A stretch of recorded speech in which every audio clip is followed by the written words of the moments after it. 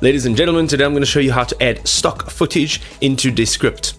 Alright, so we've got our video clip here, but I would like to do some overlays of some stock footage, okay? On the right hand side, quite simply, we're going to go to media, and here we can see that we have visuals. So we've got videos, we've got GIFs, and we've also got images, we've got backgrounds, stickers, and these are all of our visual overlays. Now, we can also use audio, so this will be music and sound effects, but for now we're going to use visuals.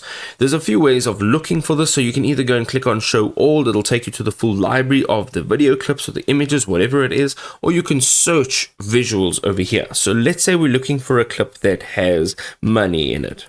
Okay, just for example, push enter, you'll now see clips, GIFs, images, stickers, backgrounds, all with money in it. So what we have to do, quite simply, if we want to have a look through the rest of the library, click on show all, or simply click on what it is that you'd like to add. It's as simple as that.